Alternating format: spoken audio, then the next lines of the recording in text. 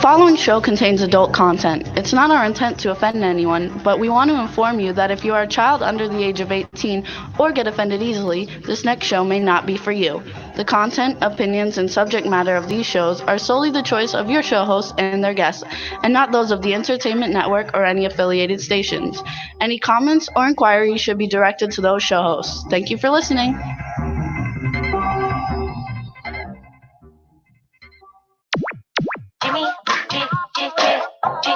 This is MC Alfie. Listen, Jimmy Star, yo, sitting down and designing. Why every man in a thinking, what are we gonna be wearing? Yo, I'm a Liverpool MC, can't test me. Pick up the girls inside the party. Let's get down to crazy Jimmy. Pick up myself and known as Alfie, the one and only, the Turkish MC. Always love the clothes of Jimmy. Bitch, punk, yo, wanna be Jimmy Star, new celebrity. We'll take you out. Welcome to the Jimmy Star Show with Ron Russell, bringing you the good times in music, fashion, pop culture, and entertainment. We have a fun show for you guys today. Before we get started, let's say hi, and then we'll say hi to our chat room. But first, let's say hello to our cool, outrageous man about town co-host, Mr. Ron Russell. How do you do? So nice to be here, darlings. Anyway, that's our comic book. No, wait. Let's say hi to everybody first, and then you do it. Always does that. What's up, chat room? We got a whole bunch of people in the chat room. We got a fun show for you guys today. We have actor Tony Denman coming on, and then we have friends of ours, Andy and Marylynn Gladstein. They have a veterans charity, Dogs for Our Brave. It should be a lot of fun. The chat room is Phil. What's up, Teresa Sabin, Cindy Lady Lake from Lady Lake Music, Meg Rudick. Hey, Teresa Sabin, Anton Country Super from Australia is in the chat room. Jane Doe is in the chat room, also known as Angela Jonas. Angie, baby. Whoa. I forgot. I don't know who else I missed. I know there's some other people in there, but hello, everybody. Oh, Carnell from Twin Radio, I think, is in the chat room. So what's up, everybody? Hope everybody had a great week and all is fun. Oh, my microphone went in and out, and they're just there. I know. I've been hearing it. I don't know why it's doing that. I switched it too. Anyway, we're gonna have a lot of fun, you guys, today. And now Ron's gonna show you. It's show and tell time for Ron. Well, finally, the comic book came out that I've been bullshitting about. Oops, it's glaring, so I gotta get it right. There you go. That's good. Jimmy and I. Hang on, I'll do it. You talk about it. Jimmy and I and Eileen Shapiro are in this comic book. And Kadrosha Onakoro. You don't have to direct or cue me. I'm not a moron yet. But you don't even know how to pronounce her name. I know. I pronounce it Kardoshala. Yeah, that's wrong. And people understand that that's who she is. I didn't give her that name. Her mother did. Her mother made a mistake. It's a name that no one can pronounce. So she uses the initials KC. That's right. Oh, and we want to say hi because Lorene Landon's in the chat room. Oh, well, I don't know where she is. She has abandoned me. I love her to death. And she's not on my Facebook page, and I write about her, and she doesn't say anything. So I don't know where my Lorene Landon is, but I'm very, very sad about it. And I need her to send me kisses immediately. She's in the chat room. Well, I need her to send me kisses because I love her so much. Teresa Sabin says, "Aw, Ron." Yeah, it's true. I love her. She's a sweetie pie. If ever you have met her, she's the sweetest, most gentle, gorgeous girl who has not a bit of conceit or combatness against other girls with big boobs too. I mean, she's just a beautiful person. Anyway, the comic book is fabulous. Only thing that I think he did wrong was, and I want to redo it on Facebook, is when Eileen Shapiro, who has a chest size of maybe 54 triple D, maybe bigger, triple F, I think she said she's an F cup, had these enormous boobs, gigantic boobs. And here he shows her, if you can see that, getting caught on the fence. Well, that's not how it happened. She didn't have the fence between her cleavage. What she did was she climbed up the chain link fence to the top. Her breasts went over like the Titanic. I mean, they were like two gigantic spheres, two enormous Santa Claus bags hanging on my side of the fence. She's hanging on the other side of the fence. It had to be painful because the chain link fence was underneath her breasts where it meets her bones, her chest. She's screaming for me to push her breasts up so she could get off the fence. I am doubled over, hysterical laughing because I can't even phantom doing that because I couldn't breathe. Finally, I ran up to the fence and with both hands, I pressed them up like they were weights. I pressed them up and I flipped them, and she fell on the other side of the fence. That was far funnier than what the cartoonist did, but he didn't know it. I should have really consulted with him, because that's the whole joke in this wonderful comic book. But anyway, here it is again, folks. I'm thrilled and honored to be in the comic book. So is Jimmy and Eileen. Of course, Cardoshola did it. She's got a couple of them. She's a brilliant gal. And we're going to go out and do a lot more ghost hunting with famous celebrities in the future when we can get out of this lockup that we're in. Also, you guys, we got a whole bunch of things going on with Celebrity Ghost Hunters. We have a website being made for it, for our videos. We're in pre-production script writing for Celebrity Ghost Hunters, the movie. And we're also trying to work out so Celebrity Ghost Hunters will kind of be like a Scooby-Doo cartoon of us like doing and going our ghost hunts. So a lot of stuff going on with it. Publicly, a lot of my celebrity star friends, and I have many, many movie star friends, great names, famous people, not bragging, making a statement because it's important with the bullshit I'm going to throw at you now. They have all had ghost encounters, or most of them have, but they're ashamed to come forward because they said, oh, our fans are going to think we're weird or we're nuts or whatever. So I sort of like said to them, why don't we just do it as a cartoon? This way, it's not really you telling your ghost story, but it is you telling your ghost story. And that's where we got the Celebrity Ghost Hunters from. We intend to, in the future, have famous celebrities in cartoon form discuss their ghost story and the ghosts that they have seen or heard. I'm not totally through with my ghost story yet, because so many times I hear the voice of Jane Russell in my ear telling me what to do. And I say to myself, Ron, I think it's time, you go and get your head checked because you're going nuts. You're losing it, baby. And then whatever she's telling me to do turns out to be. It's almost like she tells me the future about what I'm doing. She advises me sometimes. I know you think I'm crazy, but it has to be Jane because it's her voice. Sometimes the spirits use their own voices in our brain that we remember what their voices sound like. The words come from I don't know where, and then it translates in our brain to their voices. That's my next ghost story. So we're going to be doing Celebrity Ghost Hunters, the movie, you guys, and it's going to be a lot of fun. We're going to get a lot of celebrity guests, and it won't be so serious like all these other ghost hunting things because we add comedy and we have Ron. Oh yeah, it's going to be all. So Ron peeing in the glory holes and all that stuff. No, that I never peed in the glory. The guy in the comic book got it all wrong. I love him to pieces. He did a brilliant job, but I wish he would have what's the word I'm looking? Kadrosha did it all. Well, Kadosha going to beat the shit out of her. They took it out of the video. Yeah, I know, but what it was what's his name and I were peeing. And I looked at the wall and I said to him, I said, oh my God, look, they even have a glory hole in this nut house. And that's what it was. It wasn't that we peed through a glory hole. But anyway, if they wanted to do that, that's okay. Billy, what was his name? It doesn't matter. The whole thing is just for it to be fun. Who was it that I was with? What was Ricky Rebel. Ricky Rebel and I were peeing together in heavenly bliss.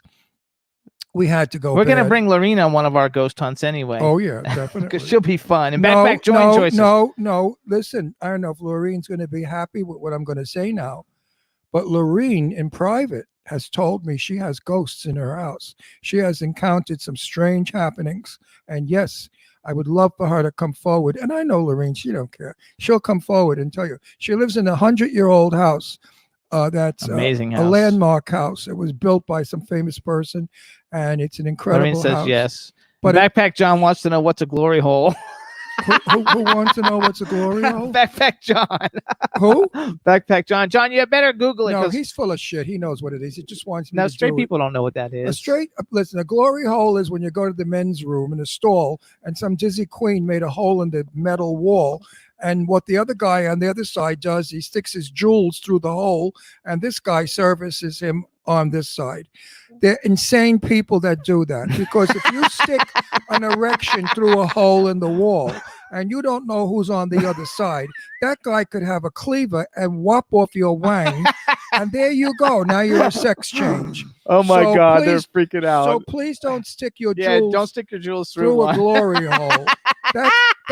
That's for very demented, crazy, ugly people who can't get a guy, so they have to go and not be seen. Or girl. Or girl. whatever. Teresa Anyway. Saban says sounds like fun, and Backpack John says got it. Yeah, well now you know. So if you go to a men's room, do not stick your. It's not only in men's rooms; it's all over the place. Well, They have I've never glory been in holes. the ladies' room, so I don't know what goes on. I don't think in they the do it in ladies' ladies' rooms. But I've seen them in plenty men's rooms. Oh, now Dave. Of course, Dave Hughes joins us and starts laughing. Dave, what's up? Dave's in England, you guys. Dave Hughes. There was a story when I lived in New York City. There was a gay bar that was primarily a ladies' bar, beautiful girls, and somebody put a camera right in front where the girls squat to pee-pee, because none of the girls sit on the seat. They all squat, and then they blot themselves, and the video was shown on the television in the gay bar. Well, there were lawsuits and people went crazy. But I thought, Dave, if I could get that film for you, I will. And I'll send it to you, because I know that when you see a couple of beautiful girls squatting and urinating and blotting, you will masturbate happily. Yeah, right. Oh, B. Claudia just joined us too. We got lots of people joining us, you guys. It's so much fun. And we want to say hi to everybody, and glory holes are all over the place. And it was very funny that they were talking about asking if there was ghosts in the glory hole while we were in the thing. It was a lot of fun, you guys. And the comic book's a lot of fun. And from what I understand, Cadrosa is going to be sending them out at the end of this week for people who funded our Kickstarter campaign. We want to thank everybody who funded our Kickstarter campaign. And if you want to get a copy of the comic book and you didn't participate in any way, you can contact Ron or I on Facebook, and we can work it out that you can get one. Contact Jimmy. I don't do that stuff. I'm talent. I don't do anything business. You know, when I had my own show, Set the Record Straight, I booked the talent, produced it, directed it. It was a lot of work. It was insane. So now I'm just talent. Jimmy hires me for free because I don't get paid ever. So he gets me at slave labor and promises me the moon. You know, work for me like a year, and I promise after that I'll give you jewels and furs and homes. I'll give you jewels and furs and car. homes. Yeah, bullshit. B. Claudia says she's translating your recipe and it'll be ready tomorrow. I was going to ask you, but I hate to be pushy. But I was going to say to you, hey, bitch, where's my recipe? You know, because I really want to make sauerbraten and I love it. The other day I made German pork chops, which are delicious. My version anyway. Pork chops in olive oil, garlic, and apricot jam and some other crap. It's a sweet and sour, pungent pork chop that's out of this world, and it's with sauerkraut. And I put it in my, what do you call that thing that you cook for 20 hours in that pot thing? Pot. What is it called? Crock pot or crock something. pot. I put it all in my crock pot and I let it cook for like 75 days. And then the bone, the pork just falls off the bone, and it's delicious. My mouth's watering. You know, the German meat kitchen is not the best kitchen. It's a bakery kitchen. Germans, you can't beat their baking. But they do have Wiener Schnitzel, which is good. Sauerbraten, that's good. And what else? Quite a few other German dishes. Jane Doe says it sounds amazing. Oh, it's delicious. Lady Trust Lake me. wrote crock pot, and B. Claudia smiled. She Well, says she loves sauerkraut. Well, have you ever cooked sauerkraut with? Here's the recipe. What am I talking about? It's vinegar, sauerkraut, maple syrup, the other thing, and cook it forever. It's a bittersweet. It's almost like Chinese food. Sweet and sour, pungent pork. It's kind of like that. They like it. They say German food is delicious, and then B. Claudia agrees. Yeah, no, really. There's some meals I go crazy. So anyway, our wait a guest minute. is One here. thing, there was a fabulous German restaurant in Florida. Do you remember it? That beautiful the German. one in Dania? Yeah. Yeah. I loved it. Gorgeous, beautifully decorated. Looked just like Germany. All the no, what are you laughing? Because Meg wrote, "My son's in the car with us, and now he knows what a glory hole is." Well, is Stephen in the car? Is it Stephen or the other one? Yeah. That's just hilarious. Which son is it, Meg? Either way, we have a guest, so we have to get back on the air. So, all right, let's go ahead and welcome our guest to the show. Tony Denman's going to be coming in here any second, you guys, as soon as Rebel lets him in.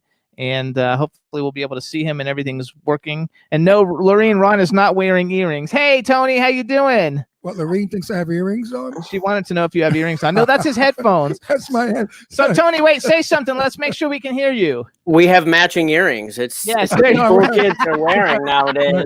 Yes, but I'm going to get a bracelet to match. Fuck I you. think more importantly, I've just learned what a glory hole is. So Oh, go away. Oh, please. you're so full of shit You're with the so movies. full You're of in all shit. those National Lampoon movies. please, You're like probably please, like had please. more glory holes than fucking Carter's You Got know, Liver I have Pills. seen a lot of straight porno in my day, quite a bit, because Yeah.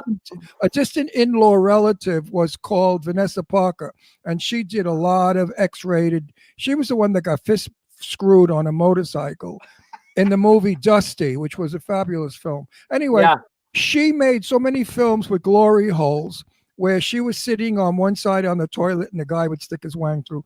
Anyway, so don't tell me you don't know what a glory hole is. So hold on, we got to welcome him to the show. I'm going to smack the shit out of him. What welcome him? I wasn't born with a finger. Now, who are you and what are you Hold all on, about? everybody. Now we want to welcome to the Jimmy Star Show with Russell, the super talented, super cool Tony Denman. Hello and welcome to the show. Thank you. Thank you. Just say hi to the chat room because we got all kinds of people in the chat Hi room. chat room. Hi chat room. And I'm gonna put these thumbs up in glory holes on either side. Yeah. Here. Just so Okay. Yeah. Yeah, just because you're good looking, don't think your shit don't smell. I thank you.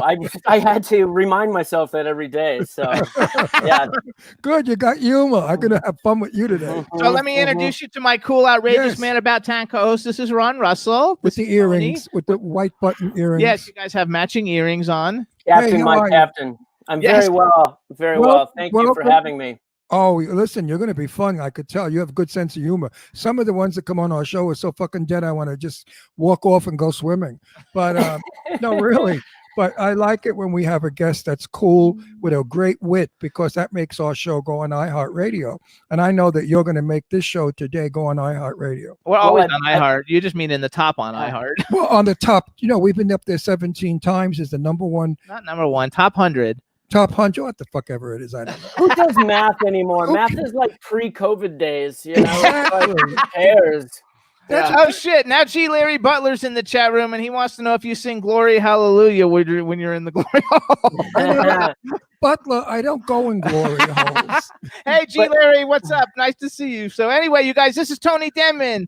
Hey, you can thank follow you for him. having me. You can follow him on Twitter. It's at Tony_Denman, DENMAN. We originally brought Tony on to talk, which we're going to talk about his newest film, For the Love of Jesse, that he's got a role in. But you guys, he's got some freaking comedy resume of films, especially for you like National Lampoon lovers. He was in Dorm Days 2. He's a couple episodes of King of the Hill, Barely Legal, Sorority Boys, which is a fucking hilarious movie. It's really, really funny. Poor White Trash is a very good movie. He's in Fargo with William Macy and Frances McDormand. He's was in a couple of episodes of Seventh Heaven, at least that I know of, at least one. And that dude got in trouble. And I used to love him, and he really screwed himself. And too much glory hole days, I think. So you're fascinated with that glory hole. Listen, when you're in New York, go to Macy's, 7th floor men's room. There's about 20 glory holes in every friggin' store. Macy's does not board them up because they don't want to lose their gay clientele. Wait, where do you actually live in California, though, right? They're not prejudiced. I live in California. I'm actually I'm moving back to Minnesota in the next couple months. That's why I'm in my garage here, and I look like I'm a hoarder of some sort of. I must interrupt you. Yes. Why, in your right mind, would you move to Minnesota? Where the temperature is below 0 50. I know. And the weather sucks, and it's freezing cold, dark, dreary, and dank. Maybe he's got a good reason. Less glory holes, I guess. I don't know. Just bringing it back around. I'm just bringing it back around, Ron. I just hope there's a wonderful piece of pussy up there waiting for you, because that's a very, very boring place. Well, the Midwest girls, they keep you warm at night, hopefully. So that's because it's so big. No, you know why they keep you warm? They keep your face warm because they don't wax. Oh, there you go. Well, neither do I, so that's good. There's a long list of reasons. The most, I guess, appropriate one is just to get out of the LA right now. For me, seems a little strange, and I've just bought a piece of land, 3 acres, so I'm going to go and live and grow a big beard and try and be Jeremiah Johnson for a little while. Who knows? For you, that's good. Yeah, yeah. I guess escapism is in everybody's soul. Sometimes I'd like to live on a mountaintop. Of course, with a 4-star hotel, swimming pool, chauffeur, and a chef. Yeah, totally. Roughing it up. That's how I rough it up on the mountain. Yeah, you're a glamper. Huh. That's right. My days of roughing it up are over, kiddo. Moving out 3 o'clock in the morning because your landlord has dispossessed you. No, those days are over. Yeah, I hear that. I hear that. But it was fun while it lasted. Anyway, No, those right? days weren't. No, they weren't fun. my then lover and partner Sal, who was wonderful, made a lot of money but never paid a bill. He hated to pay the electric bill or car payments or rent. He just had a thing about giving away his money. So he was in charge of bills because I don't do bills. I'm talent, like I told Jimmy. I don't do work. Right. And I would come home and the garbage men had our door open and they were taking our furniture out to bring down in the parking lot. And I had to quickly muster up the money for the rent. It wasn't easy. So, I like my life now. Palm Springs, swimming pools, lots of fun people. It's the way to go. Why don't you move to Palm Springs? Why are you going to Minnesota? How are you going to work? He bought land in Minnesota. I don't give a shit. What is he going to be, a farmer? With his work career. Very true, yeah. With your work career, you got to keep working, kiddo. Yeah, well, I mean, there's so many things to answer there, but mostly I'm from Minnesota. I have a lot of non-Hollywood connections there, but I have a lot of stuff going on in terms of just life and family. And for the most part, LA, it seems like, I mean, I can come on your show in Minnesota anytime, right? It doesn't matter nowadays. Absolutely. You can be anywhere. Actually, you can be anywhere to do anything now. No, living in LA now is bullshit. Nobody wants to live in LA. That's what my point. I mean, LA is over for me. Anyway. LA has turned to shit. It's got all garbage people, horrible crap going on. Hollywood Boulevard is a sin. The Giant Roman Theater, there's all these peddlers in the front, beggars all over, street people, tents. It looks like a war zone. Hollywood's not the Hollywood I remember of 70 years ago, where you saw Lana Turner in a convertible driving down Hollywood Boulevard. Once upon a time in Hollywood, Yes. So Hollywood has changed. Ron's going to be 80 next week. So why do you always have to bullshit? I don't want to know that. I know, but people need to, so they have because Lana Turner, many of us weren't even born when Lana Turner was driving down the road on Hollywood Boulevard. What a pity, because it was a wonderful time to be born. I mean, I don't want to be born when Madonna was born. What kind of thrill is that? I would. I like that. You do. That's you. But no, seriously, LA is not the place to live anymore. Suburbs. We go there a lot. Oh wait, the suburbs are beautiful. Westlake, Thousand Oaks, all the way up. 30 miles north of LA is heavenly. Well, I'll tell you what. We made this. We'd already made this decision, and I have a 16-year-old as well. And I have two little 16-year-old. What, girl or boy? Boy. Oh, get him out of there. And I have a 2-year-old and a 4-year-old as well. So, it's LA living is hard. We live in Northridge. We're doing our little Pleasantville kind of family bike ride around the street, right, with the kids and the thing and the helmets and all that. And we're like, wow, life is beautiful. We turn the corner. There's 12 cop cars and 12 crackheads with and we're just like, this is Northridge. Like, okay, so what time's the plane getting here? Yes. Yeah. No, I lived in Beverly Hills and I was raising 2 daughters, and I saw what was happening. So I quickly moved back to Long Island, to Garden City, which is a very, very Protestant, white glove, blue-eyed white people. Matter of fact, when I moved in, an Italian, they thought, I was like a black person. They all came down the block to see the children of the Italian. Right. That's how that town was, but it was a good place for children because the people there were really drug-free and very religious and very Is that where you grew up? Hell no, I grew up in Brooklyn, Red Hook, with the hood. With all the killers, murderers, and bank robbers and thieves. Well, you'd fit right in Northridge nowadays, so Oh no, let me tell you something about Brooklyn. Brooklyn, when people there had their own private businesses, we shall say, they had style, class, and elegance. They didn't do drugs. They just were, like sort of. There's no such thing as the mafia, but I'll use that word. They were mafia. Right. and they were not the hoods of today. Not at all. They were class acts. They dressed beautifully. Their wives had jewels up the ass. Their homes were breathtaking. No, they were not hoods. They were businessmen. They were no different from the presidents that we have in our country.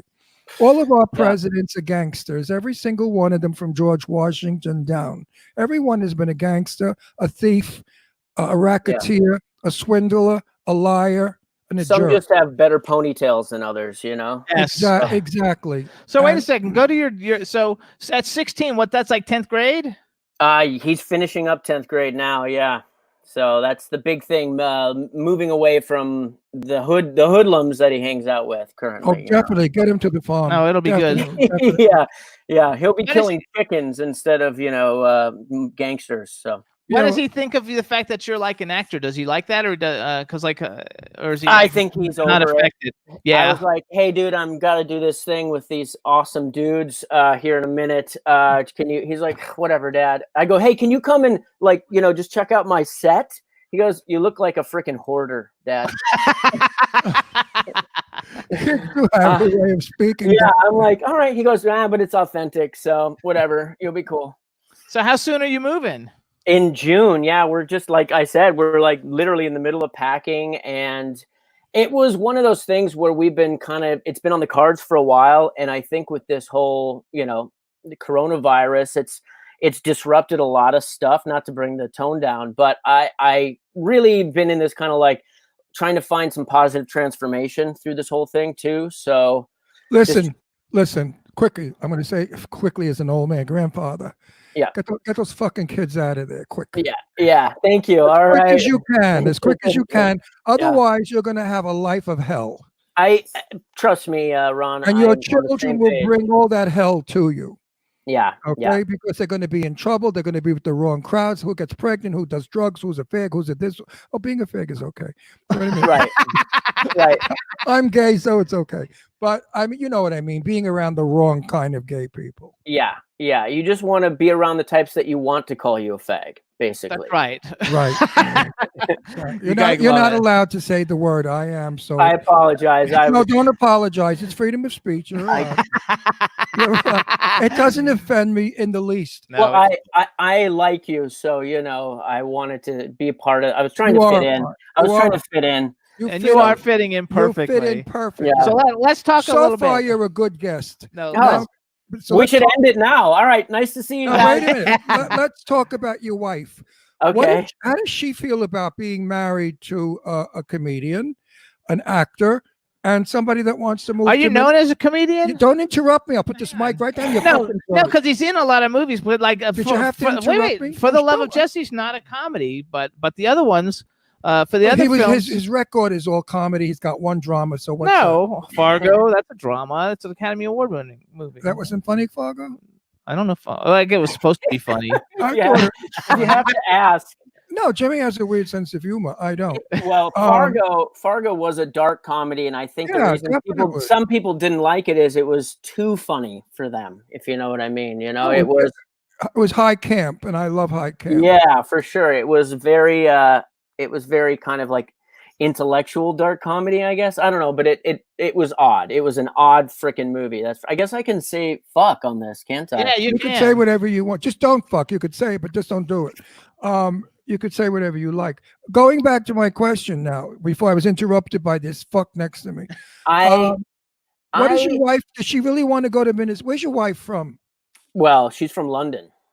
Oh, so she likes cold, freezing, damp weather. Yeah, she's like, I don't fit in here in LA. Everybody's too pretend happy, That's because they're socially polite. Yeah, and that makes it awkward. Definitely makes you want to vomit with this social polite bullshit. She is done with the 110-degree heat. She can't take that. She works in Venice, and we live in Northridge, so the drive. A long one. Pre all of this, so there is a lot of little things that add up to just this city. We met in London. I lived in London for 10 years after my son was born, and I moved to London. This kind of getting back into backstory here, but so anyway, I met my current wife, who is British, in London, lived there for 10 years, and then moved back to LA 7 years ago. And I think she moved back here for me. I have been trying to figure out my place in the business since then, but the business and my kind of idea of it has changed. So I feel like if you want to be a creator, you don't need to create in LA anymore. And I have not been auditioning for the last kind of year and a half because There is no auditions. Now you send in film. Well, exactly. And There's no such thing as a cattle call is a thing of the past. Wait, let him finish the statement, though. No, you let me finish. That's different. I don't want to sit around and wait for it to happen in LA. My wife is over it, and I am now feeling like LA doesn't it doesn't have the same kind of like glitz and glamour as it did when I moved here. I graduated high school at 17. I moved out here because I was like, boom, I'm ready to go. Let's freaking party. On like, let's act, let's get down and dirty and become a movie star, but like a serious one. I moved out here to be a serious actor and then kind of fell into comedy. I guess I have like a expressive face and just started getting cast in like silly roles. And then before I knew it, I was being called a comedian, and it kind of threw me for a loop. I wasn't a stand-up comic at all, but I was kind of just in this place where people are just casting me as like the funny guy and the like cheesy college comedy, and that was amazing. I'm super fortunate and listen, any film. I've seen all of your comedies. Again, you did it. It doesn't matter. Yeah, beat the shit out of you today. Any film is good film, my friend. Yeah, because today's audiences are not the audiences of 50 years ago. I moved to California in 1949. I was 10 years old. Or 1950, and you want to talk about California changing. In 1950, LA was absolutely heaven on earth. Oh yeah, downtown LA was magnificent and beautiful with elegantly dressed people. It was a city of real movie stars and glitter and glamour. I understand what you're saying, but it was the feel though for me more than I didn't have the same nostalgic, obviously in movies and whatnot, but because Hollywood's over. No, but Hollywood doesn't work anymore. What do they make in Hollywood? Nothing. Everything is done out of Hollywood. Right. They buy Netflix shows that are shot in Atlanta or in, India. Atlanta's Tyler's studio is cleaning up, and Atlanta is the place to shoot. We're shooting a movie. Actually, there. I have a bunch of movies. I'm shooting three. I'm in 3 movies in Atlanta. No, 1 is Tennessee and 2 are Atlanta. So that's where we're going because they give the and you don't incentive. have to be here to be in them. Yeah. Because if you guys need a dramatic actor who ended up becoming a comedian, like, let me know. I absolutely will. Jimmy does that. Jimmy has a very long list. 26 projects I'm working on. Jimmy has what? I have 26 of them that I'm projects. I'm holding you to that, Jimmy. Absolutely. No, because you're fun. You're fun and you're like good. And I have to say, because like I didn't know who you were by name. But I have seen like all these films back when they actually came out. Like I remember I've seen Sorority Boys like 20 times. And you know what's crazy? Like I'll be walking down the street, and I was in freaking Linoleum City in Hollywood. I since I came back to LA and I couldn't audition, I started getting into like the art department world and became an art director and yada yada. And I'm in Linoleum City in off of Hollywood Boulevard or whatever, just kind of grimy Hollywood. And I'm sitting there waiting for my order, trying to like keep myself to myself in my hat and everything. This guy on a freaking forklift drives by, and he's got like a 40-foot thing of carpet, and it looks like it's coming out of the deal and everything, and it looks bizarre. And I'm sitting there, and he looks at me and goes, "Hey!" And I'm like, Jesus, what the? He goes, "Hey!" And I look at him, and I'm like, "Yeah." And he goes, "Are you the sausage guy?" And I go, literally, like, what is he talking about? He goes, "You're the sausage guy from Dorm Days. Hey, Julio! It's the sausage guy from Dorm Day." He's like shouting across the warehouse, and he gets out and he comes over, and I'm like, "Hey, hi, how are you doing?" And he remembered, and I had no idea that like that movie has been on repeat for a while. Over like because I left LA for like 8 or 9 years, and I came back, and I still get oddly recognized for Dorm Days and Sorority Boys on the streets, and I'm kind of like, hey, all right. Sorority Boys was such a good movie, though. You can't trust the fans. I was shopping one day in the mall, and somebody came up to me and they said, "You look just like Ron Russell." And I smiled. Right. I said, "I do." They said, "Yeah, but he's way older than you." I said, "He is." oh, is he still alive? I used that joke from Jane Russell. I said, is he still alive? And they said, I think so. He has a radio or TV show. I said, oh, good, thanks. And I kept walking. And I thought to myself, wow, Well, but people really know how to say things. Either way, it's going to be a weird backhanded compliment of some sort, right? Like, you're better looking than him. And it's like, Oh, I get that all the time. Wait a second. Is that You're better looking in or- person. Yeah, I get you're better looking in person than you are on TV or in the movies. Well, you you also gotta- did Go ahead. I was just going to say, you have a face for a webisode too. So, No, but when I'm in a movie, I'm acting, and I usually play a mafia or a crazy person. So I'm in costume and I'm Yeah. in special makeup to look different. So Yeah. yes, of course, when you see me in person, I'm street dressed and wash faced. So it is a difference. But getting back to you and your career. Yeah. Do you in any way listen? I have to tell you a very brief story, and I want you to know it's from Grandpa Ron. A very famous actor came on our show. What's his name? Who loved Lenny Kazan's tits? He said they were the softest. Oh, Paul Sorvino. Paul Sorvino Oh, came on our show.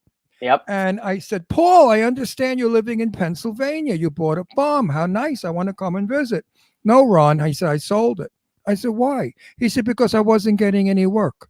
If you're not seen in town, you don't get work. He said, I moved back to LA and I started getting work all over the place. Do you think that could happen? Well, I've been compared to Paul Sorvino often. And I don't think so. I love Paul. Paul is so different. You know what Paul said about Lainey Kazan when he dated her? He said she had the softest tits in the world. So Wow. I said to Lainey that he said that, and she said, no, Ron, he really didn't say that, did he? I said, yeah, he did.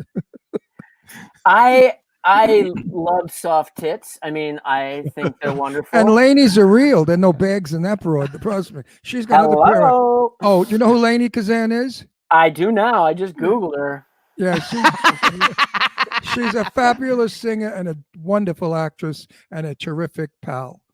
Anyway, To answer your question, I honestly don't think it will hurt my career. I mean, like I said, I haven't been auditioning anyway. I literally have been trying to get an agent.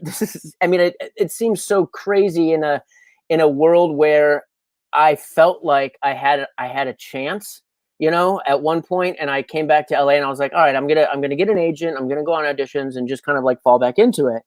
And I have not been able to get like an agent for 7 years, and that's due to being lazy. it's very different. It's not lazy. But Listen, I haven't got the right one. Like I got one, I got two, and then I was just like, these guys, if they're not going to be excited or want to work for me or with me, then not for me, but like with me, then I don't know what I'm doing. I literally cannot sit around and wait for this to happen. I've got to make some stuff happen. Let Grandpa Ron tell you something else. 1959, I was 19. I made my first movie. Mhm. My career went really nowhere for 54 years. It was, a few movies here, tell a little crap, nothing exciting. I turned 75 years old, and suddenly everybody and their mother wants me in a movie. Number one, because they need an old bag in a movie that could still walk and talk and think. Yeah. And also, they get how much? $7,000? No, it's not a number. Well, anyway, if they hire me, the production gets X amount of dollars because I'm over 75. You get credits. Over the 75. senior citizen thing. Yeah. It's like the same thing as you got to have the black people, the Spanish people, Right. and everything So else let me in give it. you a little word He's of a minority. Wait. Yes. Wait, let me give you a word of encouragement. At 80 years old, when we get out of this lockup that we're in, Yeah. I have about 9 movies in a row to make. I have Wow. never been more famous than now. At Yeah. 80 years old, I'm ready to kick the bucket, and fame has come my way. Your So- career won't let you, huh? No, so don't lose faith. It's going to happen. It just takes time. Don't Thank forget you. there are millions of actors and comedians out there doing the same thing you're doing. Yeah. It just is. It's all timing. Right place, right person, right thing. Maybe from this show, you don't know. You might Yeah. get somebody watching you now and say, oh shit, I forgot about him. I'm going to use him. So it's all publicity. You have to put it out there, my friend. They Yeah. don't come looking for you. You got to rub their noses I in also it. think that Yeah. because I have a ton of, we usually become friends with most of the people who come on the show. Some of them have agents, some of them don't. Some of them that don't have agents are way more successful than the ones that do, because they hustle and they go find the stuff on their own. And basically, it's just networking. If you meet people and network. Let's talk about For the Love of Jesse. So how did you get cast in For the Love of Jesse? This is what I've been focusing my time on, and this is what I will miss about being in LA, the just serendipitous networking that, you know, you fall into pockets of friends who know people that are making things. And I, through a very tragic event, sorry, can you hear me still? Yes. Oh, Sure. okay. Started hearing an echo. I lost my best friend right before this movie. He was actually supposed to star in it. Yes. And his name is Blake Heron. He was an actor. We grew up together here in LA, 15, and just like we did a bunch of projects together, had the same manager, and got into a lot of trouble together here in LA. And after I'd moved back, we maintained friends, and he said, "Hey, I'm doing this movie. This writer-director, David Maccabee, who's now a very good friend of mine, is making this thing." And Great guy. he asked, yes, of course. And he asked me if who I wanted to play, you know, my best friend in the movie. And of course I said you, and I said, well, sign me up. I'm ready. Let's go. I didn't even have to read the script. And then, you know, I read the script, and it wasn't what I had been doing. It wasn't like there was no like raunchy sex comedy in it. I kind of had to reread it a couple times, but I loved just the simple message and the nature of it. And, you know, through that, you know, tragic moment of Blake passing away, a beautiful piece of art came out of it, and I made some fantastic friends, and we had a blast filming it. And of course, it's sadly something special that I can hold on to as a memory that I use as something to remember Blake by as well. Absolutely. We actually had David Maccabee on a couple of weeks ago. We had Mandala Rose on. Oh, nice, We have yeah. We have Curta coming on next week, and then Okay. the second week, I think, of June, we have Adrian coming on. So Oh, there you go. we're putting, and Ron just did a movie that just came out in February called Clown Fear, that stars Randy Wayne's in it as one of the people in it. You know, He's and since everywhere. Yeah, he's everywhere. Yeah. So it's like, Even if you don't want him, you're like, Jesus. I know. No, it's like 6 degrees of separation, though. Everybody knows everybody. Meanwhile, I loved working with him. He was a wonderful guy. Yeah, he's a sweetie, definitely. Very nice fella. Very, and a good actor. Oh, 100%. And you know, my point was, we go to every friggin' red carpet there is, and I die sometimes because the movies are so bad I want to shoot myself in the theater. But the noise will distract the people and wake them up. So yeah. I suffer through these films, but we go to the carpet because our friends are there. Producers, directors, actors, and actresses. And that's how they say, oh, Ron, yeah, listen, I was thinking about you, and, you know, would you like to be in my film?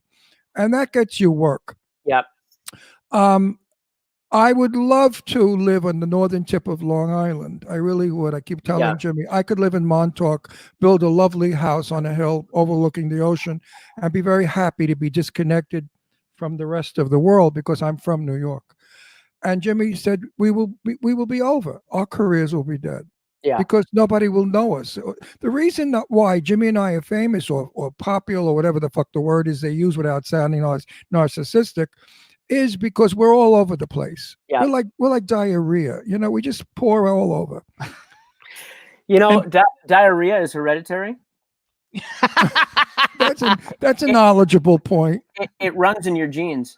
It runs in your genes, right? Anyway, the point I'm making is out of sight, out of mind. Are you afraid of that? You raise amazing points for me personally, for my career, and things that have kept me up at night. Yes, of course. But at the moment, like, I have my family to think about as well. So there are bigger fish to fry. And I think that my life is bigger than just me. It's everything that I represent as well. And when you guys talked about things, you know, timing, being ready for the opportunities to come, I think that I will be prepared and be open for these opportunities to come my way.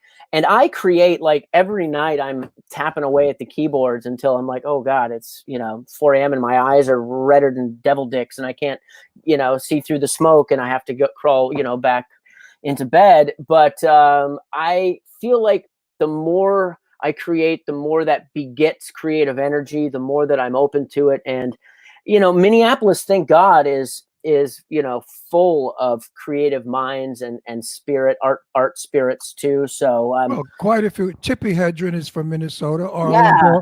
Arlene Dahl is from Minnesota.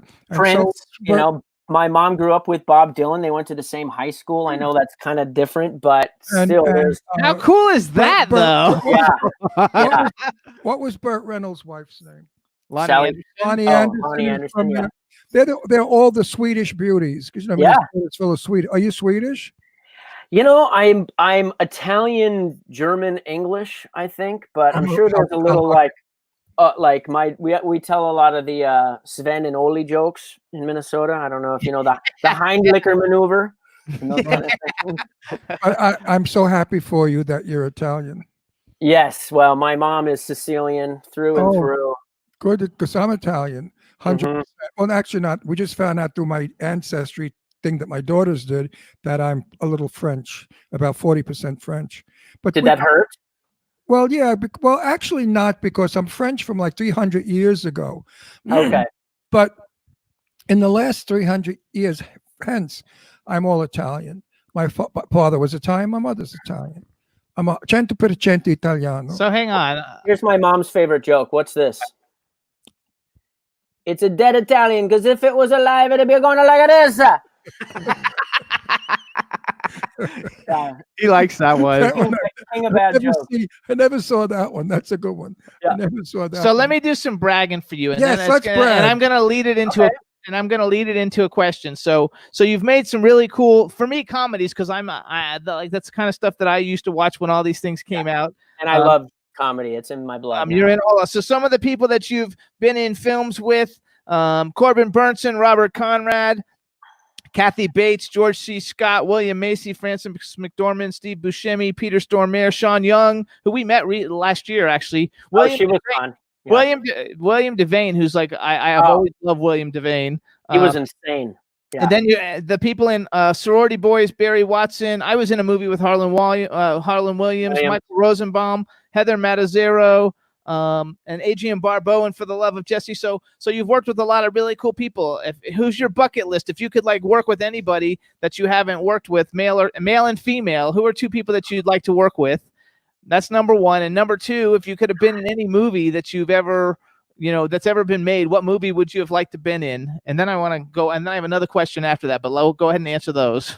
Oh, well, I mean, I just have to say, like, Robin Williams, has to be a Dead or Alive, but he was by far like top of the list for me. But I'd say alive still would be like Steve Martin, probably. The Jerk is by far like my favorite movie. Great movie. It's a great movie. My mom somehow accidentally or purposefully did not return it to Blockbuster when I was like 12. And so we just ended up owning it. And it was just, I had to go and steal it again once I wore it out. He hates these cans. It was just one of those things. So The Jerk, and probably I'll put them together. Steve Martin and The Jerk. Yeah. Okay. And what about a woman? If you were going to act opposite a woman, who do you want to act against? Wow. Okay. God, I think. I mean, I guess God is a man. Yeah, well, he asked for a woman. I'm stumbling for words here, but I think Meryl Streep would probably be the top of the list, right? Everybody picks Meryl Streep. I know. You put me on the spot. I feel like and you know what? She's an okay actress. She's not the greatest thing in the world. I mean, we have Anne Mirren, who's fabulous. We have Judi Dench. Helen Mirren. We have Judi Dench, who's fast. Maggie Smith. We have so many wonderful actresses, mostly from England, by the way. Helen Mirren. I love Helen Mirren. I want Charlize Theron, even if I just want to sit in a room with her. Well, she's so beautiful. But Helen Mirren, I never miss any of her work. She is absolutely incredible. So then here's my next question. I want to segue into a new thing. You've done a little bit of voice work. I saw you did voice work in Battlefield 3, and I think I saw something else. Like have you done very much voiceover work in video games and cartoons and stuff? Yeah, I mean, actually, when I lived in London, I spent 10 years doing voice acting was my bread and butter for sure. And even before I left, I did 6 or 7 episodes of King of the Hill, but they only put me on IMDb for 1. I don't know why, but that you can put yourself on the rest of them. You can put it on yourself. Yeah, I wish I knew what episodes they were. I just okay. I was sitting next to Brittany Murphy at the time, going, Just make up the numbers. Everybody does. Yeah, that's Well, hard. That's a for hard sure. thing to do. I was on Charlie Angels. You think I remember what number it was? yeah, 50 totally. years ago, I'm going to remember the number on Charlie's Angels. Exactly. Anyway, so go back to that though, because like I actually got asked this morning.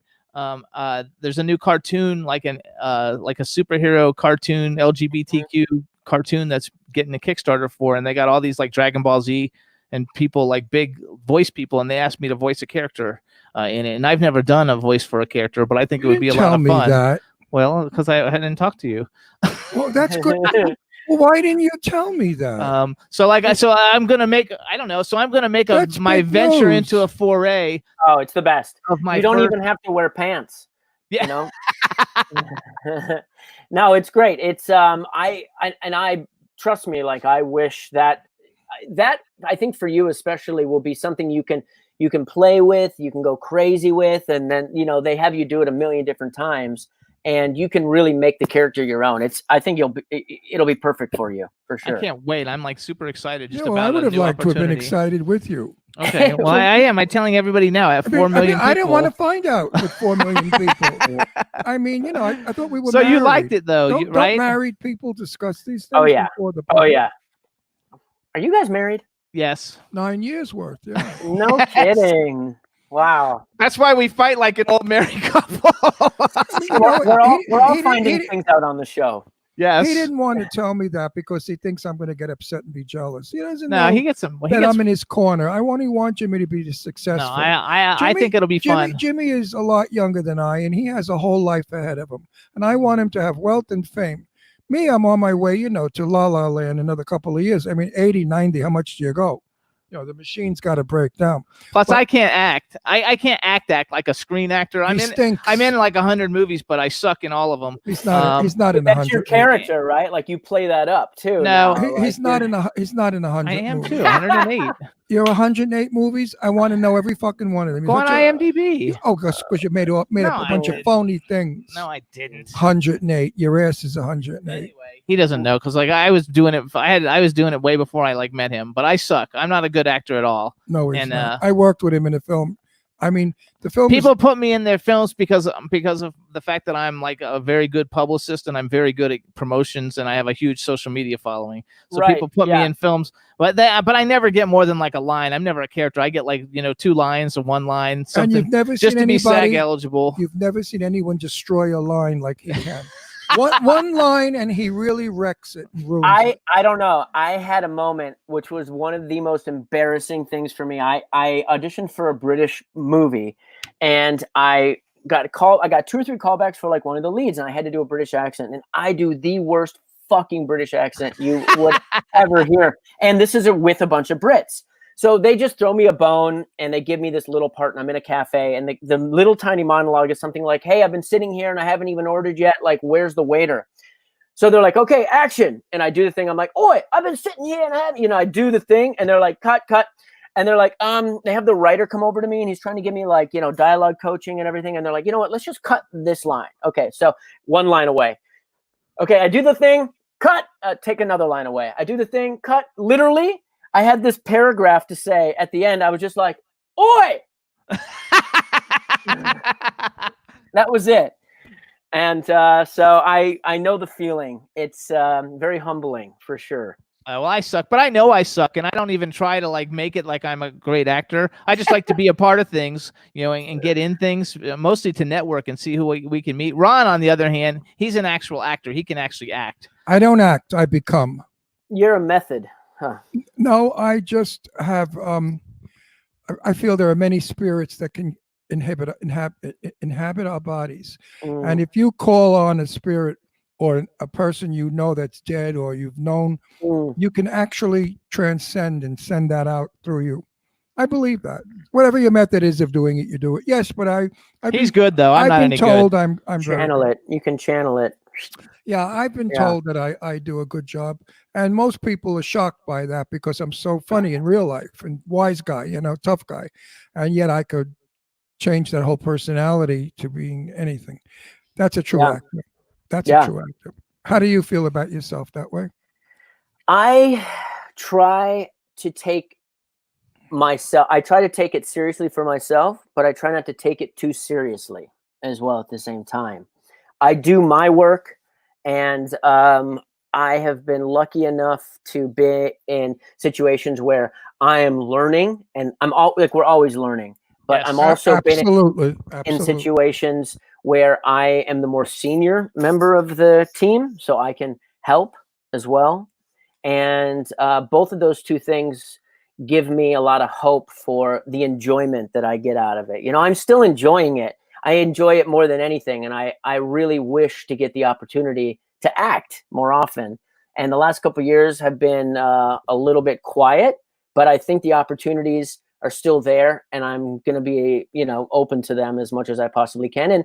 And also try and create as much as I possibly can in the meantime. I've been focusing on writing short form sketch comedy. Me and my good friend have been writing this silly stuff that we post on YouTube and Instagram called As a Matter of Fact. You guys should check it out. Oh, definitely. I love Instagram. I'm on there all the time. It's at Spring Break Donnie. Okay. So that's the name of the Instagram, at Spring Break Donnie. And we have silly little, like, you know, 2-minute things. It's like we can't find the remote, and then suddenly the remote's like poking through my chest like Alien and stuff like that, you know. And I think in having joy come out of the process is the most important thing. And then wait, what's the Instagram again? At what? At Spring Break Donnie. So and how do you spell Donnie? D-O-N-N-I-E? That's right. Yep. Okay. At Spring Break Donnie, D-O-N-N-I-E. All right, I'll follow it. Okay, what I'm saying all right. is my favorite part of filmmaking is not the actual work. It's the creating my character. Yes. I love to get a script and work it and play it one way, play it another way. Keep creating to make that character really become something special. Yep. The actual shooting in the factory is no big deal. It's boring. Years ago, we had big cameras. You felt like you were making a movie. Now you make a movie. You don't even know where the camera is. You know, you don't work a camera. You don't have a key light. You don't do anything anymore. You just walk around and say your lines like an idiot. Right. So it's not fun. You don't even know you're making a movie. Really, you think you're out there talking to your friends. Right. It's like how real can we be here? You know. Well, it's too real for me, but that's why I like creating the character. I love changing my voice and using accents, and I love all of that. The further away I become than Ron Russell, the happier I am with my part. How do you feel about that? I think that I used to feel that way. I guess my answer is I go through kind of like transitions of it. Like sometimes I try and get as far away from it as possible. But I think it's really about taking pieces of me and bringing those in so that I can perform those authentically, as authentic as possible. I know I'm not a character. I'm not a method actor who is into tons of different accents and things like that. I'm kind of more into playing versions, like extreme versions of myself at the moment. So maybe a little opposite from you, trying to dig into myself and be extreme versions of myself, like neurotic versions of that. Well, I have a movie coming up where I decided I'm going to dye my hair black, and I'm going to do a lot of face changes. Of course, I'll bleach it out after. I used to be a hairdresser, so I could bleach out the black and the white. But I love that character change. I love looking in that mirror and seeing the person I created, and that gives me the go. So when they do say, you know, roll them, I'm ready because I am that person. That's the point I was bringing out. And how do you feel about, like, do you like to manipulate the dialogue and improvise? All the time. Yeah. The writers stink. Oh, I'm sorry. Yeah. Listen, I'm from Red Hook, Brooklyn. I was born in the projects, all hoods around me, tough guys, okay? I grew up with names that you'd shit in your pants if you knew who they were. Names that you saw on television, okay? Wow. Yeah, they were school buddies. Now they want me to play a mafia killer called Paulie in the movie called The Big Friggin' Rat.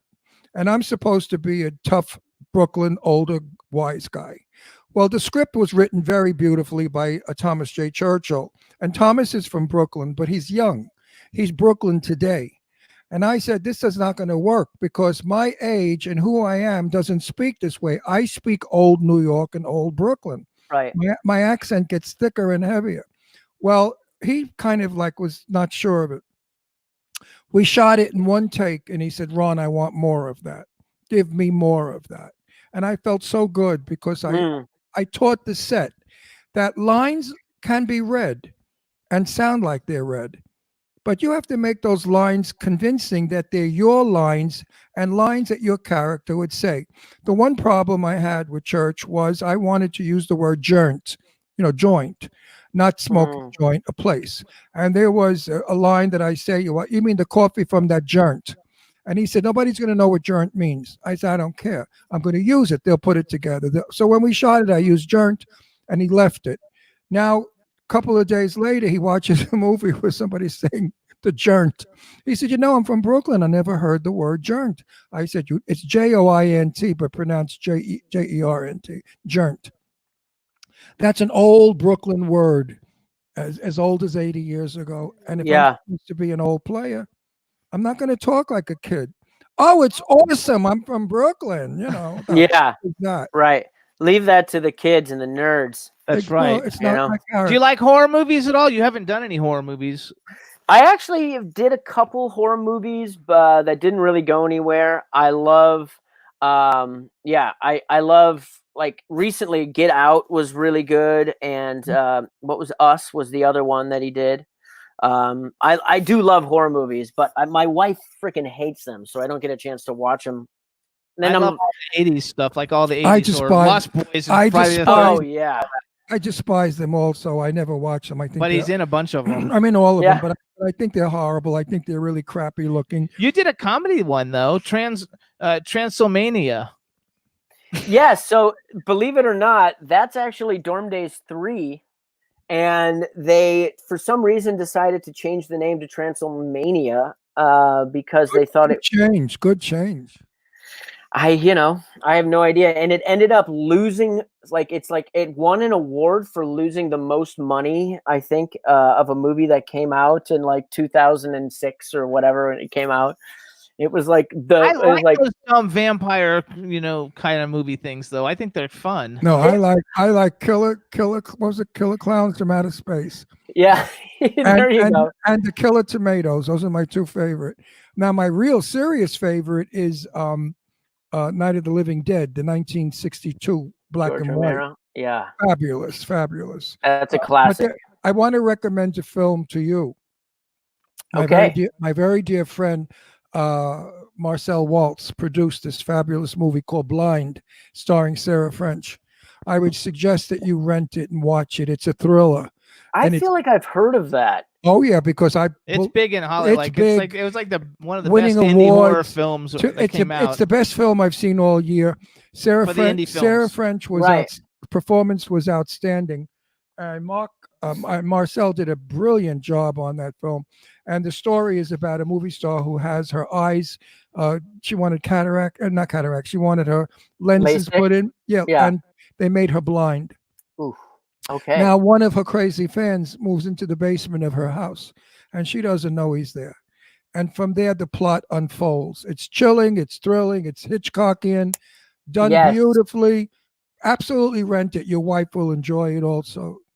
I have seen the trailer for that. Yes, that is freaking terrifying. Yes, yeah. That could really happen. Well, I don't jump from these stupid movies because I'm in them. But there's a scene where Sarah French is getting wine out of the refrigerator, and the door's open, and the room is dark, so we only see the light from the refrigerator. And then when she closes the refrigerator, he's standing right next to her, and everybody just startled because it was cliche but wonderful.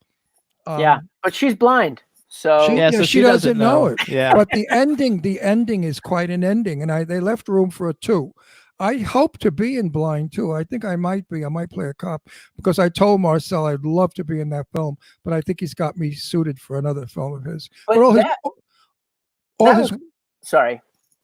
his work is great.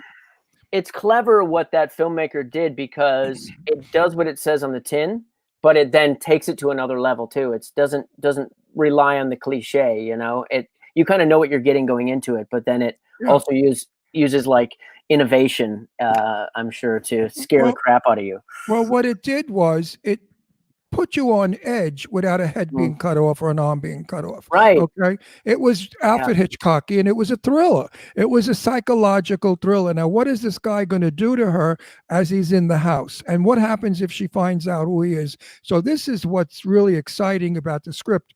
What they're going to do with Blind 2, I have no idea.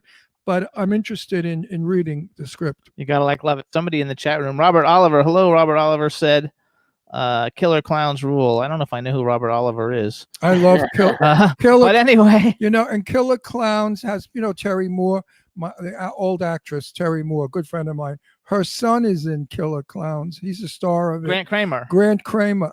And we had Grant on the show, and I don't think he believed me when I told him that was my favorite movie.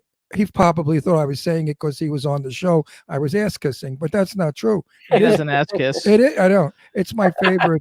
It is so deranged and so stupid and so demented that I love it. So hold on, let's do some promo because we got another guest that's going to come on. So you guys, this is Tony Denman. You can follow him on Twitter at Tony_Denman, DENMAN. Follow his Instagram at Spring Break Donnie, Spring Break DONNID.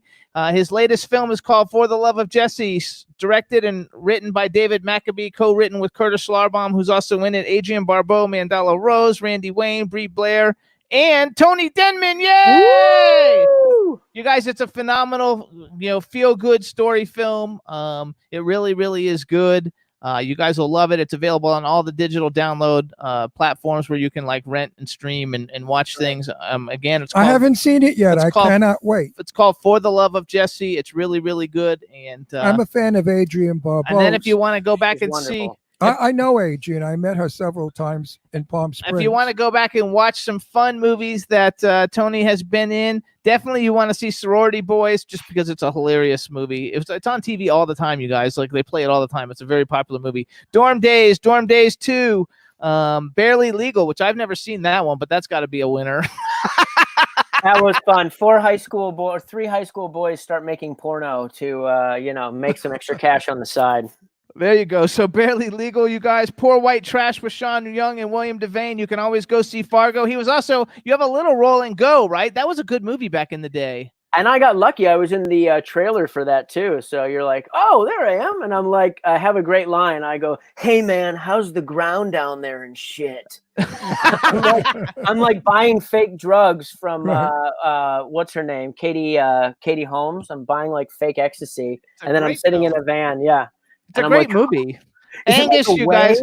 Yeah. He's in Angus with Kathy Bates and George C. Scott, Dead Above Ground with Corbin Burnson and Robert Conrad. And then he's putting up new stuff all the time on his Instagram, you guys. So go watch his fun videos. But definitely go see For the Love of Jesse. It's a great film and everybody will love it. It's a great family film. Thank you guys so much. Well, I want to thank you for coming on our show. You've been terrific. And I'm wishing you all the very best luck in Minnesota and great luck in your career. And I hope to see you on the big silver screen in a lead. Very soon. Thank you very much. And safe travels to Minnesota. And if you ever need anything, let us know. Or if you got any projects coming out, let us know. We'll bring you back. Yeah, and listen, you're Italian, so I take good care of the Italians. It's part of Brooklyn. What's your real name? It's not Damon. Denman. My mom was adopted, so she found out her adopted name was Donato. Oh, Donato, yeah. Yeah, Donato. I have a very good friend on Long Island. His name is Bobby Denard. He used to be Donardo, and he's a famous ice skater who skated with Sonia Henny. Oh, yeah. So his name was Dinardo, but he made it Denard.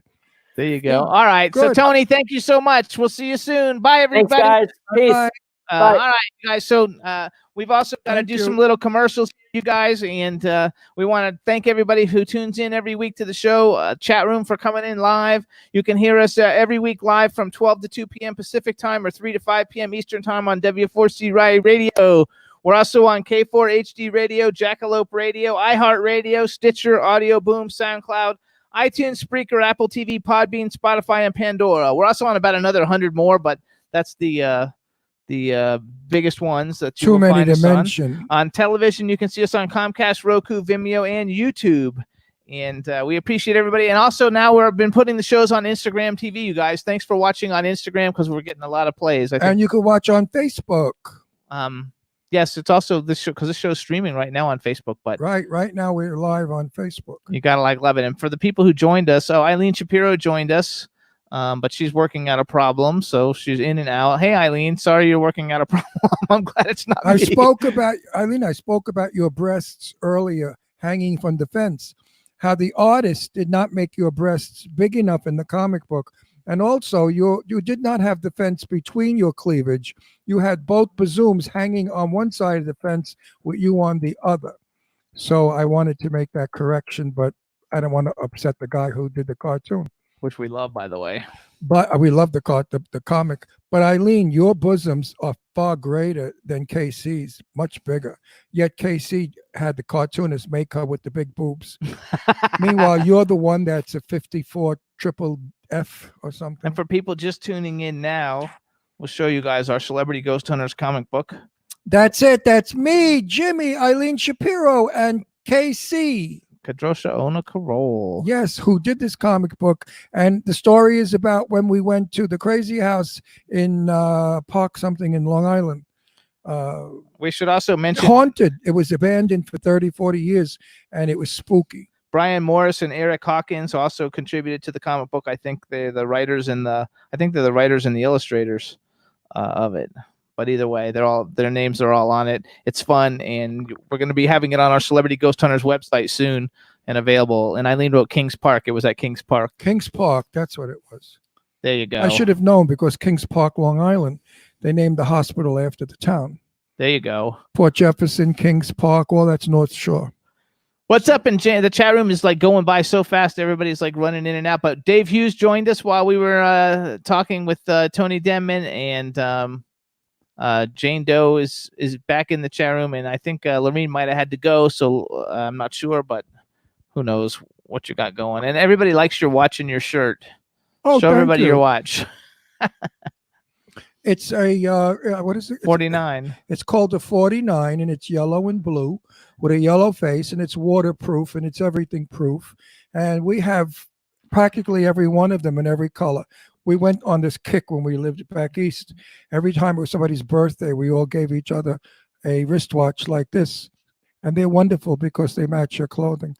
And yes, my shirt is a wonderful shirt. I've had it for over 10 years, and I love it. Oh, and you guys, we're like broadcasting right now on W4CY Radio, YouTube, Facebook, Twitch, Periscope, and Twitter. How cool is that? Okay, so you can't see my watch or my shirt because you're radio.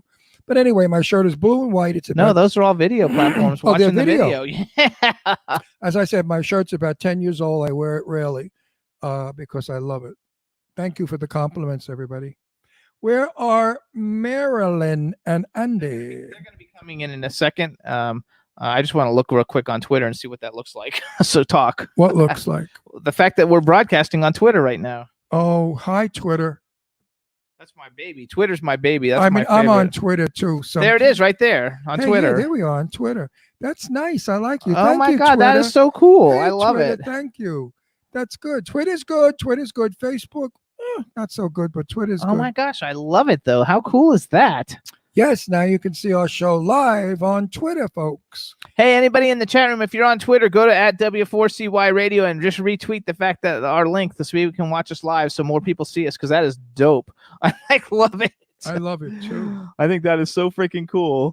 Look Thank at you for that. sharing that. Thank you for sharing that, Rebel. I know you're not talking, but and it's also on Periscope, you guys. How cool is that? And how narcissistic of us to be so involved with watching ourselves on a fucking cell phone. That's just cool, though. Oh, I know it's cool. But It's new. But let's not get nutty. No, we're not nutty. I just want to like share it though, so more people can watch us live. Why? You're so great to look at. No, you are. Oh, yeah, right. Some old bag, crazy glued together old bag. Anyway, I want our guests to come on. Where are they? They'll be coming on. It's not time yet. It's not 4:15. Oh, so we have what to talk about. yeah. So what do you want to talk about? I want to talk about releasing Palm Springs from this holdup that we're at. Not to rejoice or gloat or say how happy I am, but the Coachella Valley only had 77 deaths from this virus. And only is a word I shouldn't have used because even only is too much. But the poor souls were only 77 people. We are a valley of 8 million, I think, or something like that. Some outrageous amount. So our percentage of cases, I think there were 1,200 cases that were hospitalized. Why are we locked up? I'll never know. Everybody here is very careful and very cautious. Palm Springs has a very, very good climate, a dry climate. Most people that live in Palm Springs, or I shouldn't say most, but a majority, come here for their health. Either they're HIV positive and they're afraid of pneumonia, or they have other illnesses such as tuberculosis or cancer. And the heat of the valley is very, very therapeutic. These people are very careful and cautious not to get the virus because they know it will kill them. So they wear gloves and masks, and they really stay 6 feet or better apart. And I think that's why Coachella Valley has such a small amount of the virus. Also, everybody here is highly intelligent, wealthy, and rich people who are smart don't want to die. They don't want to leave all their beautiful homes and cars and swimming pools behind. Can you blame them? But anyway, I think we should open up Palm Springs because people are losing their businesses. Businesses? Is there a word, businesses? Yeah, that's right. Sounds like shit. Anyway, on Palm Canyon Drive, a lot of stores are going out of business because they couldn't afford the rent without making any money. So let's not hurt our economy anymore, folks, if we can. Let's tell our governor to open Palm Springs. Are you with us, Jimmy? Or Yeah, I'm did you having pass away? problems. No, What's just your keep problem? talking. What is the problem? What's your problem? Well, everything disappeared. Everything disappeared. I guess that would be a problem because you're fooling around with the friggin' cell phone. No, it's not, because I'm not touching the cell phone. The cell phone's just sitting there. Well, what are you doing? I'm trying to. So we mean people can't see us now? No, well, we can't see us now. Oh, I need to look at myself. Well, I need to see the chat Oh, room, please! I see myself every messages. morning in the mirror, and I could vomit. I have to see the messages in the chat room and stuff. That's how we I keep need to things see going. myself on screen. Bad enough when I'm in a movie and I got to sit there and look at myself in a movie. But you only watch it once at the premiere. Yeah, once and then is you're enough done. because I go into a coma. I'm so ugly and old when I think back at how pretty I used to be and handsome. Now I see this wretched old man up there and I say, who's that? I guess that's me. Anyway, everybody, what happened? Nothing. Just Okay. talk. Well, what am I going to talk about? Talk about what we didn't watch anything good that we liked. You didn't like anything this week. No, television is very sparse. We go on Netflix and all of those private networks, and the movies on there are just junk. They're movies that never made the theaters. Some of the stories are pathetic. They were made not to make the theaters. Yeah, I know, but that was very obvious. Some of the stories are stories that have been done over and over and over that we know practically the dialogue from 50 years ago. So television is not the answer. So what we're doing, Jimmy and I, is working in our garden, doing cement work, putting patio tiles down, flagstone, built a barbecue. Pardon me. So it's looking good. Where are our guests? Why did we wind up so early with him? Because we usually talk about things. We don't keep people on for very long. Hang on. It says... It says what? I know he just texted me, so let's see what he says. It says, I think it says you're backstage. Okay. Rebel, do we see him backstage or not? Let me know if you see him. If you do, you can go ahead and let him in, and we'll see. Let me in, Shh. You don't see him? No, sorry, I don't see anybody in a box. Okay. I hear the music. I see the silhouettes on the shade. I hear the music. All the love is on parade. Open up. I wanna be your friend. Wee-oo, wee-oo, whoop, wee-oo, wee-oo, wee-oo, whoop, wee-oo. That was an old song from the 60s. Remember that song? I hear the music. I see the silhouettes on the shade. I hear the music. Yeah. Anyway, anything to kill time because we don't want dead air. Dead air doesn't make for a good show, Jimmy Star. Just talk. Talk about what? I wasn't, qualified.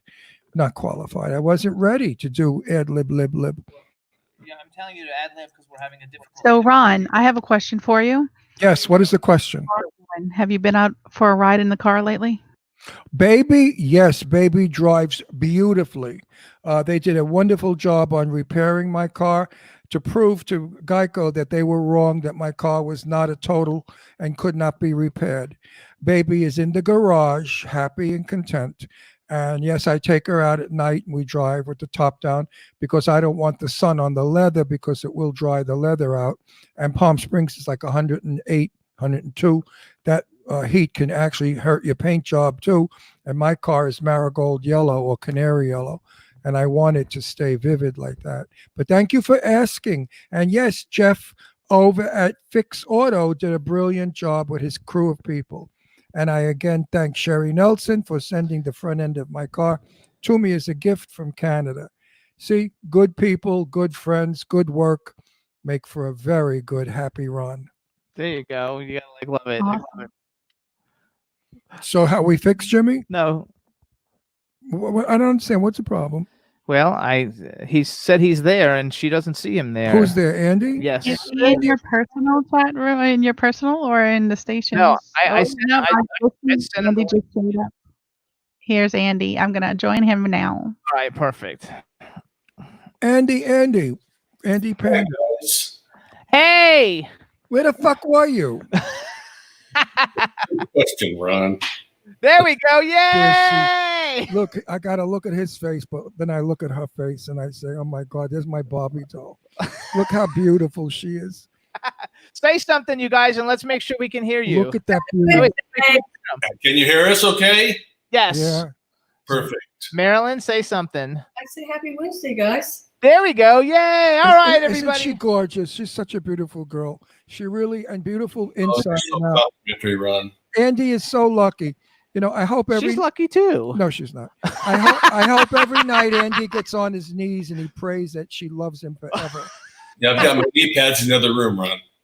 And I sure, and if she's ever hot, you fan her and you adore her and you follow her around and just tell her all day long how exquisitely beautiful she is. Right? Wouldn't that be nice, Marilyn? It'd be nice to have it more often, yeah. And folks, her name is not Marylynn, it's Mary Lynn. And I like that name, Mary Lynn. It sets her apart from So all hold the on, we're going to Marylands. introduce him. All right, Yes. everybody. Now we want to welcome to the Jimmy Star Show with Ron Russell, the incredibly coolest couple you will ever meet, Andy and Marylynn Gladstein. Hello and welcome to the show. Thank you both very, very much. And You know you're special to us, or your asses wouldn't be here. Marilyn, she's like, uh-oh. You know how special you are, Andy. Well, you're special to us too. No, you're very special. We don't know you over a year, but we love you like we know you for 50 years. You're family. You're close. You're warm. You're wonderful. And you're a good-hearted guy, and you're going to tell us all about it in a little while. I'm going to introduce it Well, now. not yet. No, I want to do the first stuff. Let's do that stuff first. We want to like make sure. Oh, I wanted to ask her how much he's worth. Oh, yeah, right. How about how much she's worth? So you guys listen to us because one of the reasons not only are Marylyn and Andy dear friends of ours, but they're also philanthropists, and they have founded an incredible organization. It's called Dogs for Our Brave, and Dogs for Our Brave provides service and companion dogs at no cost to veterans with special needs. And this is the coolest organization ever, and we want to talk about it and make people aware of it, so more people will know about it. You can follow them on And so Twitter. people could send money. You can follow people on Twitter at Dogs for Our Brave, and then the website, which everybody needs to go to, is dogsforourbrave.com. It's DOGSFOROURBRAVE.com. And so Andy, tell us a little bit about it. I copied stuff off the website. Yeah, but I want to ask him a question. Andy, I don't know if I got the number right, but I think you told me it takes $30,000 to train a dog. About 25,000. $25,000. So everybody out there, send $1 to this cause. We have over 5.5 million people watching. 4.5 million. Make a fucking jerk out of me. What do I care? What are you going to make it for another million? Who cares? We have 5.5 million people watching us. If everybody sent $1 to your cause, that's $5.5 million. So it's easy, folks. $1. He will tell you where to send it. Go, Jimmy, go. Okay, no, well, I want him to tell about the organization. Go, Andy, go. Let me give you the organization in a nutshell. About 4.5 years ago, I met a Navy SEAL in Coronado, California, which is a little island off San Diego. And we talked about getting a gift for my wife for an anniversary present. And he said, why don't you get a dog, have it trained for a veteran who's come back from the war on terror, who's lost his limbs. And I went, wow, that's a pretty cool idea. How do I do that? And he said, I have absolutely no idea. You figure it out. Well, we did figure it out.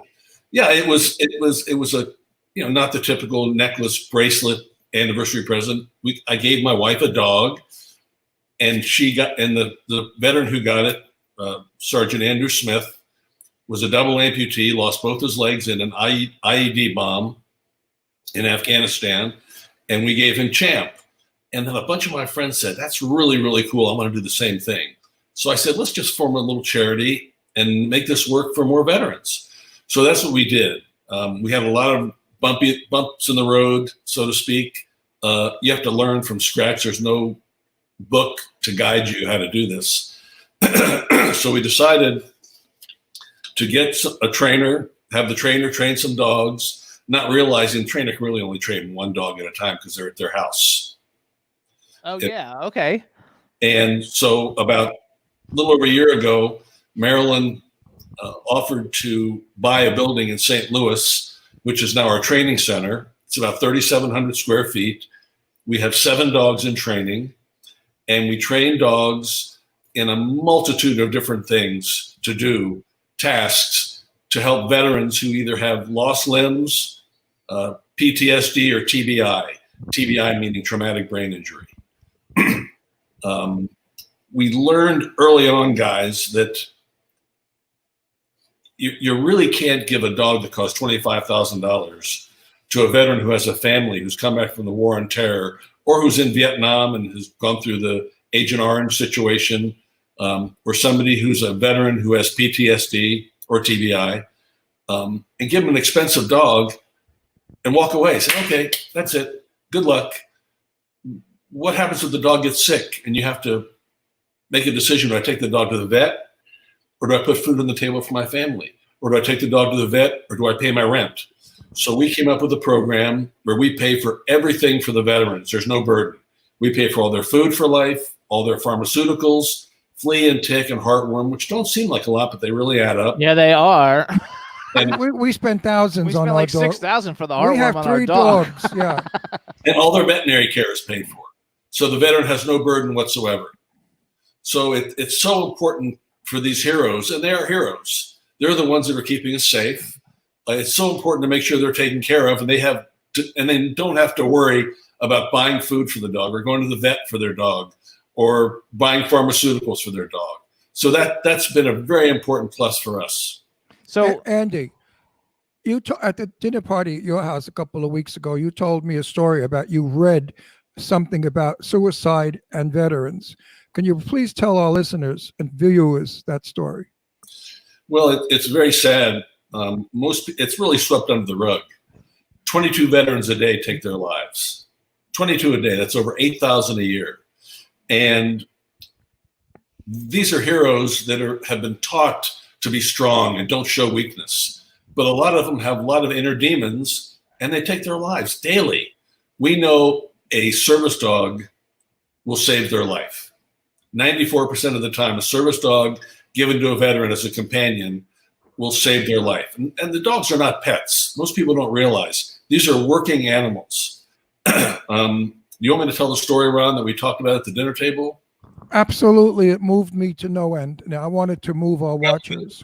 And we won't use any names, but I was driving and calling one of our recipients who has one of our dogs named Zulu, Chris Miller, and he wouldn't return my calls. He always returns them very promptly. And I got a text, call later, which is kind of odd for Chris. Waited half an hour, 40 minutes, called him back, can't talk. And finally, when he got through to me about 3 hours later, he told me the story of a veteran that he's very close to. He was talking to, and he's never met the veteran, but they talk 3 or 4 times a week because they're both Marines, and they've been doing it for 5 years. And the gentleman said, Chris, thank you for all you've done. I love your brother, and hung the phone up on him. So Chris was like, oh, that's not a good sign. Called right back, no answer. Called 911, told the 911 operator in his area, I won't tell you what area it was in, I think my Marine buddy's trying to commit suicide. Can you do a welfare check? The police got there in less than 2 minutes, knocked on the door, no answer, broke the door down, and the gentleman was hanging. Terrible. And they cut him down, got him to the ER, saved him, and he's now alive for one of our dogs. Yay, that part's good. Yeah, so it's really heartrending to hear some of these stories. This gentleman's alone, a lot of demons from the war, watching people getting killed and people getting injured. And this, I said, Chris, you're a hero for doing what you did. He said, Mr. G, this happens every day. This is our life. These guys hold it in. You don't know they're having these problems. And pretty soon, and sooner or later, boom, they take their own lives. So it's an epidemic. So the bottom line here is you need money. Money will make the dogs, make the vets stay alive and Well, you happy. can train more dogs. And you can train more dogs and care for more dogs. So Well, all of you out there, whether you're 4.5 million or 5.5 million, all over the world, Go to dogsforOurBrave.com. they'll take any money. They'll take Lita. They'll take whatever, any Sue, yen, anything. Send what you can, and Andy's going to give you where to send it. And this is a legitimate organization, folks. This is no sham, because these are dear, close friends of ours. We know them inside and out, and they're not crooks, thieves, or charlatans. And we wouldn't have them on if they were. I mean, first of all, I wouldn't know them. I would have them killed anyway. I call Brooklyn 2 bullets, they're out. Tell them where to go. Well, you can Where do we send our money, Andy? You can go to dogsforourbrave.com. There's a link there for donating. Our address is Dogs for Our Brave, 6244 Clayton Avenue in St. Louis, 63139. And I'll read it to you again in a few minutes so they can get a pencil and paper if they'd like. Absolutely, positive. So you guys, Dogs for Our Brave, they have a YouTube channel that shows some really amazing things and shows like what the dogs are doing for some of the people who have them. Each dog will be trained to do the normal commands: sit, lay, come, and stay. In addition, each dog will be able to turn on and off light switches. I mean, this is really cool shit. Open doors, bracing, retrieval, pulling. Other commands are taught to them to help the special needs of the actual veteran who receives the dog. But like Jimmy, we have over 80 tasks we can train for, but each veteran has a specific thing they need or specific things they need. If you go on TikTok, it'll show you one of our dogs goes and gets orange juice out of the refrigerator and brings it back to the veteran who's in a wheelchair in another room. Or you can get, they can bring pharmaceuticals. They can bring pills in another room. Get my pills. Get help, which means the dog will go in another room and grab somebody and pull them towards the veteran. Maybe he fell down. Maybe he passed out. This is wonderful. They do nightmare. Andy, are these dogs just German Shepherds, or are they all kinds of dogs? They're all rescued. We only rescue dogs. Good. So kind of save a dog, save a veteran. Right. But one of the more important things we're doing now is nighttime and anxiety interruption. Nightmare and anxiety interruption. Veterans have nightmares. The dog will jump up on the bed and pull the covers off the dog. The dog will jump on the bed and lick the veteran until they wake up because they have horrible nightmares.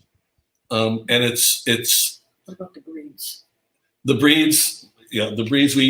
Labs are very good because labs have wonderful dispositions. There's a lot of breeds we'd like to use, but they're mostly aggressive dogs, and you don't want an aggressive dog.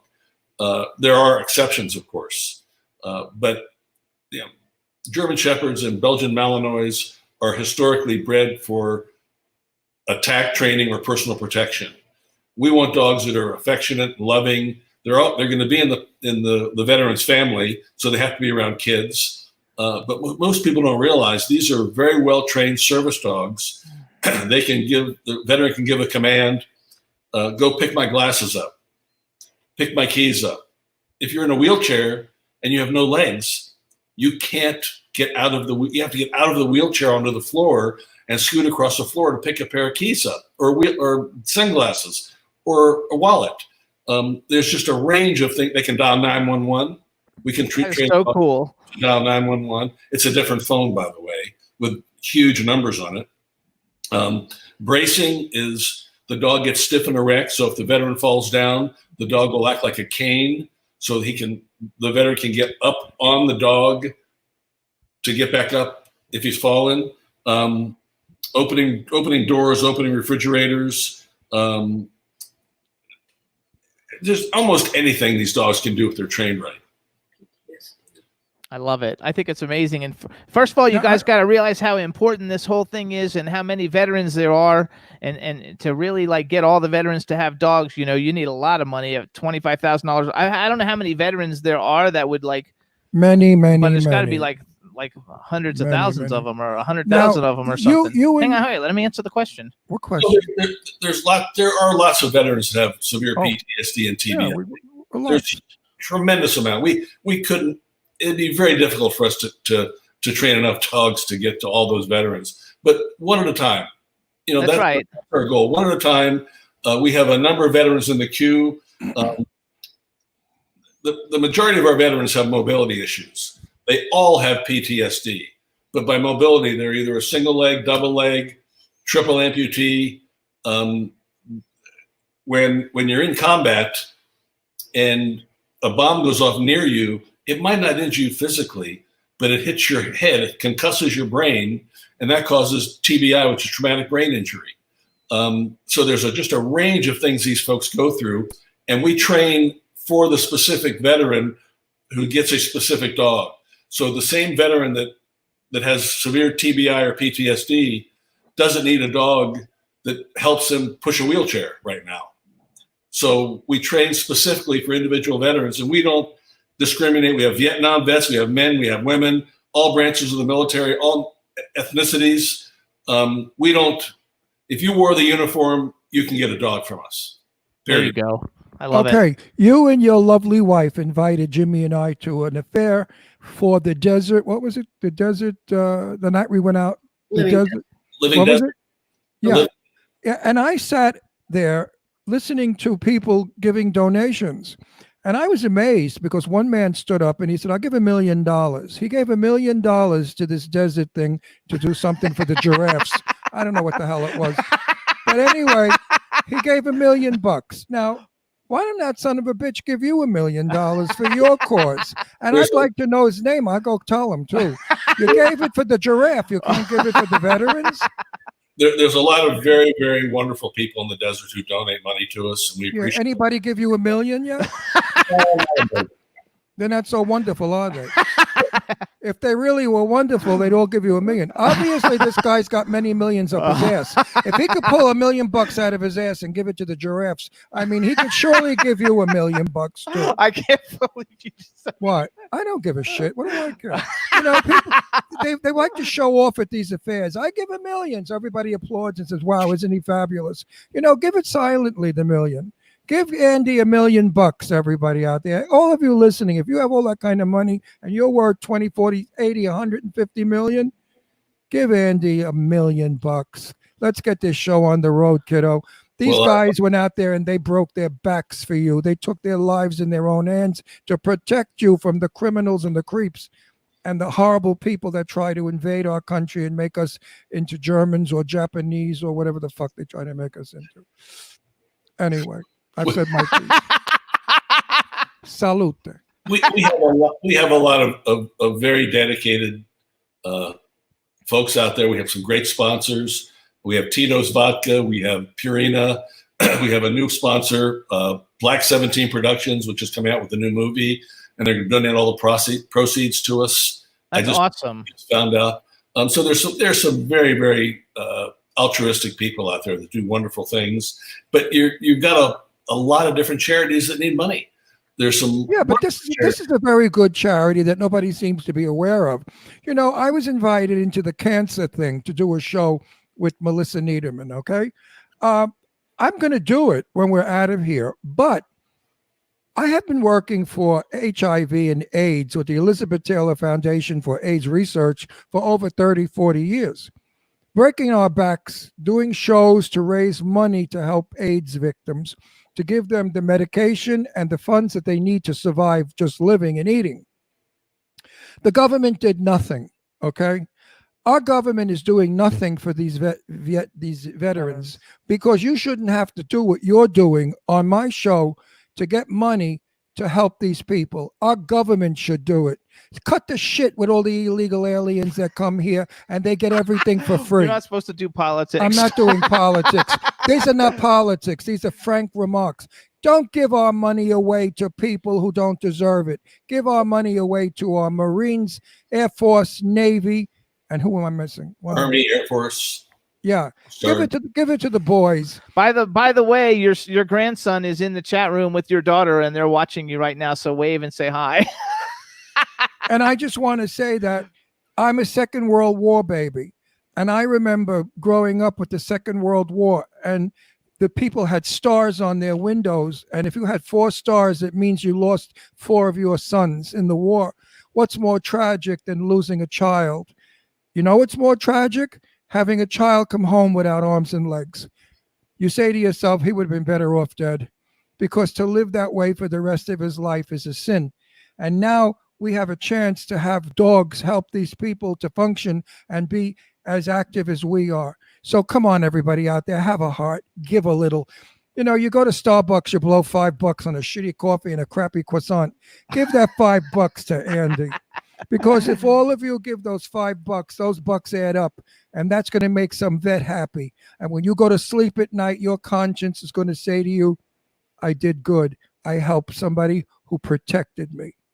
Well, that's one of the things that people maybe lose a little bit of sight of. I was with some friends, Marylynn and I were, before this pandemic nonsense hit, and we were in a restaurant, and they looked at me and went, "What's the big deal with these dogs?" I said, I'm kidding. I would have said the big deal is one should bite you. Let him answer. I know how to get in there. I would have said the big deal is one should bite your face off.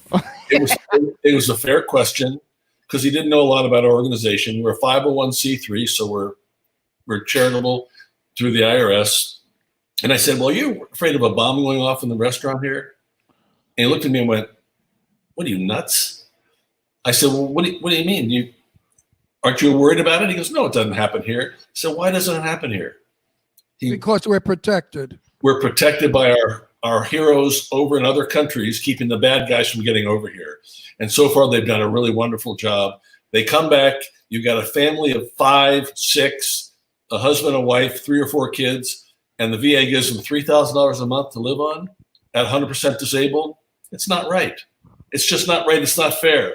So we figured we'd do our little bit to help as many of these guys as we could, and ladies, because we have ladies that are amputees that are recipients, and they're heroes. They're pure and simple heroes, and I think our VA treats them like crap, quite frankly. You know, there's a saying, the forgotten hero. Where did that come from? Obviously, they are forgotten, or they wouldn't have had that little gimmicky, the forgotten hero. He should not have been the forgotten hero, because the people that lost their sons and daughters or have they maimed didn't forget the heroes, but it's the people that are out there at a cocktail party having a good time thinking, oh, well, it's nice living in America. I like it. Yeah, well, go out, put a gun up your ass and go kill an enemy and see how nice that is. It's not so nice. Living in the Second World War, as I did, was fearful.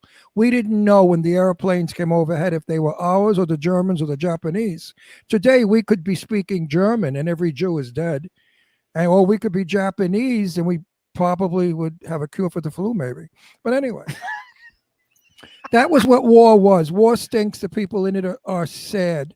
I think they're victims. There should never be a war. There should never be a soldier. And God, if I had sons and they died in the war, I would be furious or were maimed. Well, I think it's important to know that we have Vietnam vets who are going to become recipients for us that are in our queue now. They all deserve our help, every one of them. Absolutely. We can't do it ourselves.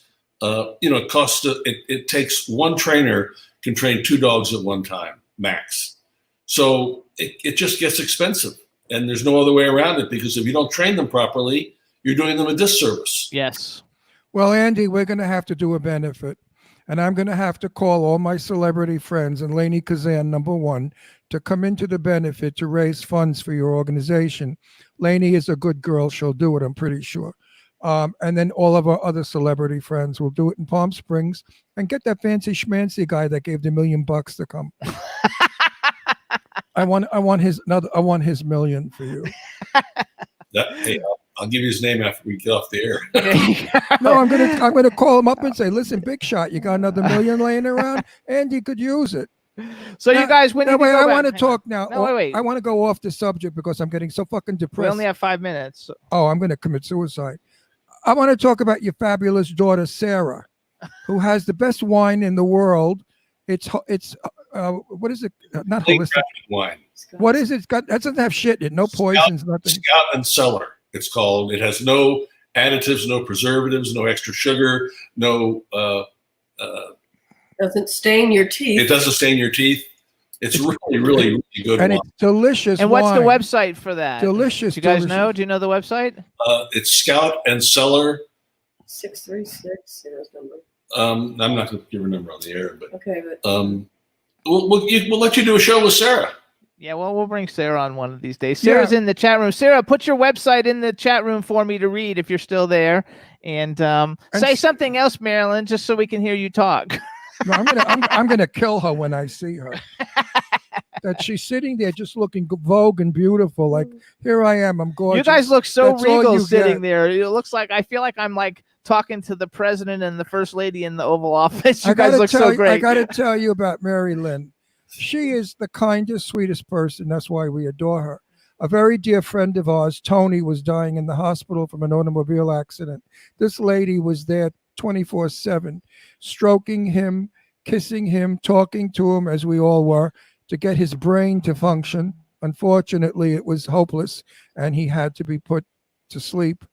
Is that right? Put to sleep? No, he died. Well, I don't even like to say that he died. I hate that word because I love Tony. He was my buddy, my dear friend. Anyway, Marylynn is a good-hearted gal, and she's married to a super-duper guy who's really a smart guy and a nice guy. And I don't like too many straight people, but That's not true. Oh, we only hang out with straight people. Yeah, but I don't like them all. But these two I love. You are one of a kind, let me tell you. I bet you. You know what? And I love Marylynn's grapefruits. She has the biggest. Oh yeah, you guys, those grapefruits. grapefruit were great. Jimmy squeezed them all and put them in a pitcher, and we drank them. Now I'm waiting for my mangoes. So Marylynn, when are my mangoes ready? Do you guys have a mango tree? Yeah, she's giving me mangoes. He loves mango teenies. Then you're gonna come to our house, bring the mangoes, and I'm gonna make us mango teenies, and we're gonna get smashed on mango teenies. They're Okay. delicious. You ever have a mango teenie? About over 100 now there. Yeah, we have a bunch of mangoes. Oh, the mango teenies out of this world. It's the most delicious martini there is. Well, So let what me- else? What let else me is tell you- going on? Hang on, we have 3 minutes and we need to get out the How come information. they're on so little? Huh? I'm not on so little. It's just it goes fast when you're talking. But I it didn't goes get fast. a chance to talk to Marylynn about fashion. Let me give the address for our trading Yes, center. yes, please It's do. 6244 Clayton Avenue, St. Louis 63139. It's Dogs for Our Brave. We are a 501c3, so we're recognized by the IRS as a nonprofit. And every penny we get goes to training. The building was expensive. We have trainers. We have 4 trainers now. We have a wonderful executive director, Christine. We have a wonderful head trainer, Paul. They devote their lives to helping these injured veterans. And it's just wonderful to watch and wonderful to see. And it just does your heart good to know these kind of people and know what they're doing there. Because they're not in it for the money. They're in it to help our veterans. That's good people. You know, And you guys, the website is dogsforourbrave.com, and so is the Twitter at dogsforourbrave. So follow them on Twitter.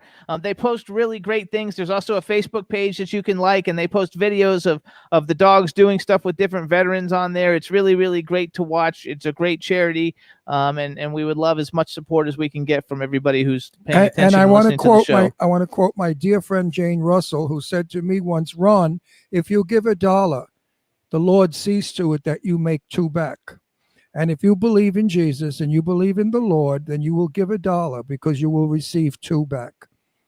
Wonderful said. Wonderfully said. That's what Jane was a very good Christian. She really believed that. And Jane gave to so many organizations, and suddenly things would happen where her stocks would go up and she'd make a ton of money. So if you give, you get. If you don't give, you don't get. Unfortunately, we don't give because we have a million zillion people who are constantly asking us for money. And I said to Jimmy, I only give to AIDS because that's my thing. Because we don't make enough money to give to everybody Exactly. who comes on. I mean, everybody wants us to give like $200, $300, $400, $500. What the fuck do they think we're made out of money? You know. So I mean, we can't. I could give a little bit, but I'll give it off.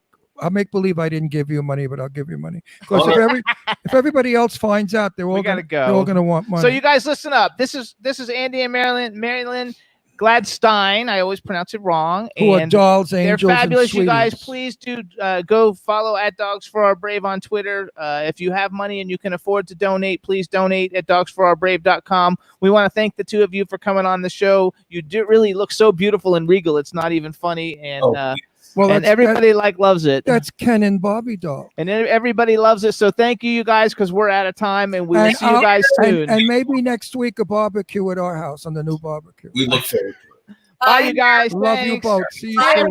Kristen. Bye, Bye, Sarah. Jaden. Bye-bye. Stay safe. Stay safe. Stay All right, well. chat stay room, home. everybody. Thank you so much. We had a great time. Great show.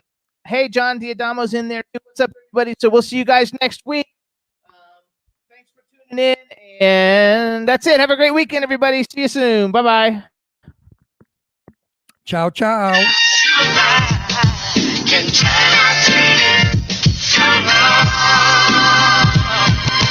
Yeah, we in the mix. Yeah, we in the mix. It's another episode. Here we go. The Jimmy Star Show with Ron Russell. Interviewing the hottest, newest, and truest of today's celebrities. Make sure to subscribe so you can get notified weekly. Jimmy Star, he's the king of cool. Ron Russell, he's a gorgeous dude. Chat room is live and you would be a fool not to vibe with us at the Jimmy Star Show with Ron Russell.